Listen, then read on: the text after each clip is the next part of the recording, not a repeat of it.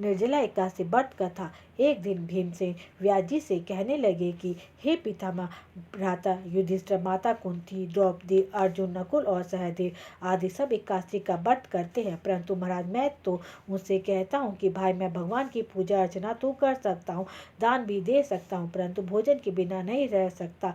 इस पर व्यास जी कहने लगे कि हे भीमसेन, यदि तुम नरक को बुरा और स्वर्ग को अच्छा समझते हो तो प्रति मास की दोनों एकादशियों को अन्न मत खाया करो। भीम कहने लगे कि हे पिता, मैं तो आपसे पहले ही कह चुका हूँ कि मैं भूख सहन नहीं कर सकता। यदि वर्ष भर में कोई एक व्रत हो तो मैं उसे कर सकता हूँ, क्योंकि मेरे पेट में वक्र नाम की एक अग्नि है जो भोजन किए बिना वह शांत नहीं रहती है, इसलिए पूरा उपवास तो क्या मैं एक समय भी बिना भोजन के नहीं रह सकता। अतः आप मुझे कोई ऐसा व्रत बताइए जो कि वर्ष में केवल एक ही बार करना पड़े और मुझे स्वर्ग की प्राप्ति हो जाए।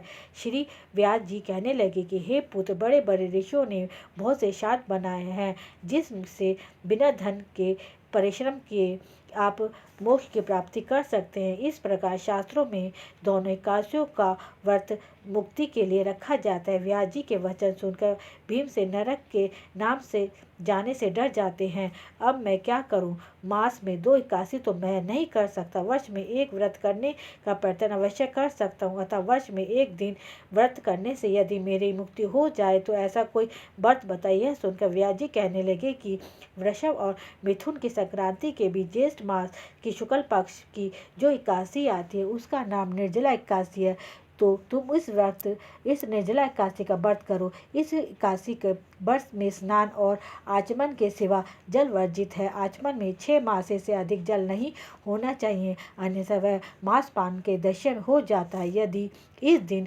भोजन नहीं करना चाहिए, क्योंकि भोजन करने से व्रत नष्ट हो जाता है। यदि एकादशी को सूर्योदय से लेकर द्वादशी के सूर्योदय तक जल ग्रहण ना करें तो सारी एकादशी के व्रत का फल प्राप्त हो जाता है।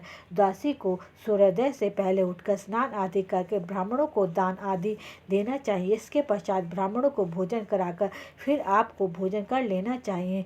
इसका फल पूरे एक वर्ष की संपूर्ण एकादशियों के बराबर होता है। व्यास जी कहने लगे कि हे भीमसेन, यह मुझको स्वयं भगवान ने बताया है। इस एकादशी का पुण्य समस्त तीर्थों और दानों से अधिक है।